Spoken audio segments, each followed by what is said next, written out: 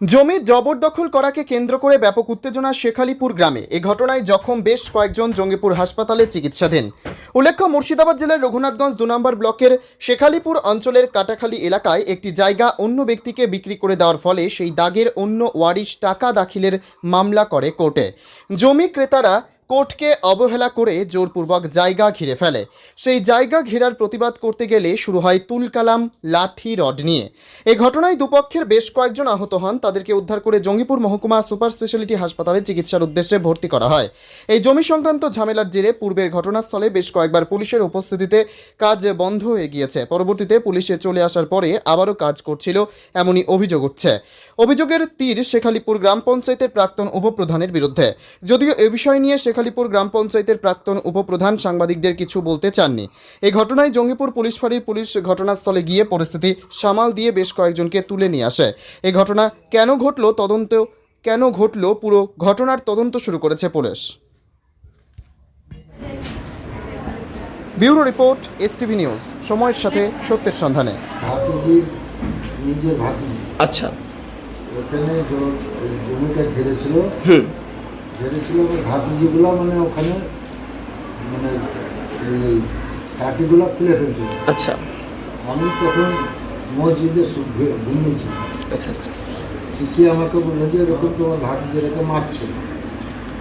কারা মারছে? হ্যাঁ, কারা মারছে? এই বাসিরে ছিল।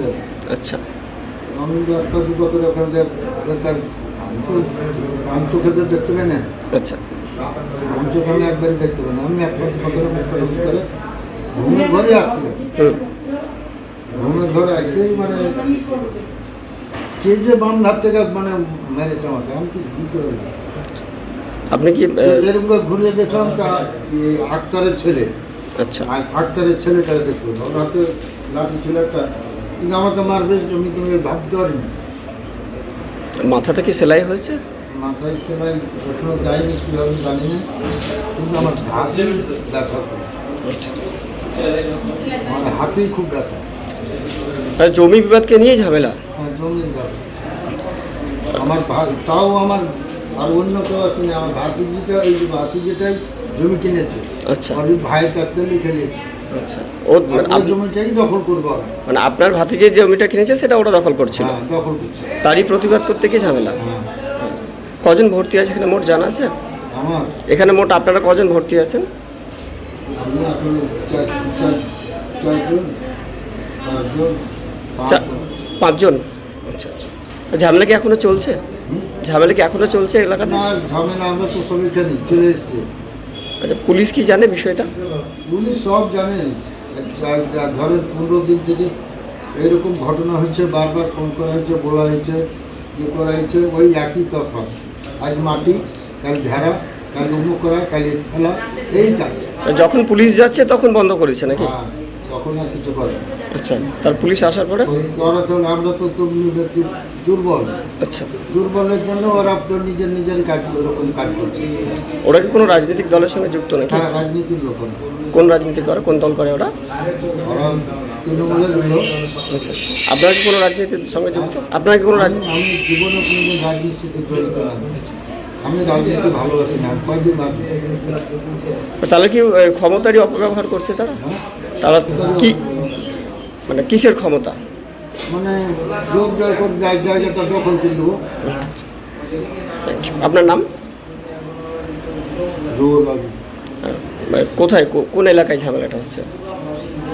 9 নম্বর শাকালিপুর কাটাখালি। নরেন্দ্রপুরে? 9 নম্বর শাকালিপুর কাটাখালিতে। আচ্ছা। ঘটনাটা হয়েছিল যে আমার চাচার জায়গা, আমার চাচাতো বোনেরা অ্যাকচুয়ালি ওখানে ওই বিপক্ষরা ঘেরে নিতে চাইছিল, ঠিক আছে, ঘেরেও নিয়েছিল।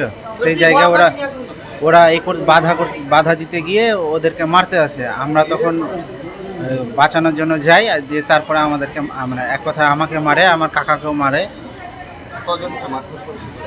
আপাতত 3 জন, বাদ বাকি আমি এখনো বলতে পারবো না কাকে লেগেছে। আমি আগে চলে এসেছিলাম। ওটা হচ্ছে বাসির শেখ, জেন্টু শেখ, পেন্টু শেখ, সাইদুর। ওদের পরিবারের সবাই রাজনৈতিক দল ওরা তৃণমূল করে। তৃণমূল টিএমসির উপপ্রধান। সেটা তো বলতে পারবো না, জোর হতেই পারে, বলতে পারবো না।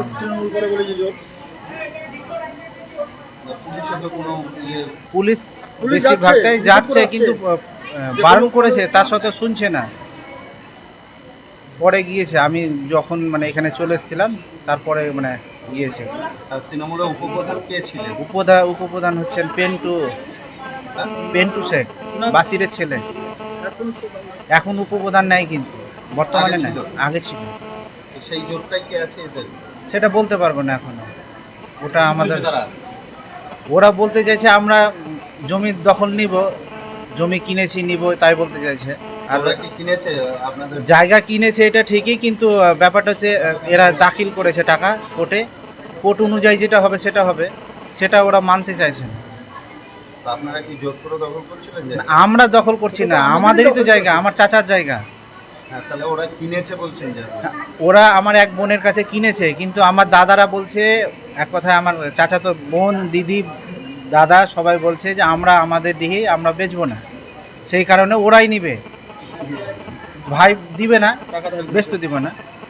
এই কথা। টাকা দাখিল করেছে এক কথায় কোর্টে। আপনার নাম? আমার নাম সেলিম আনোয়ার, কাটাখালী।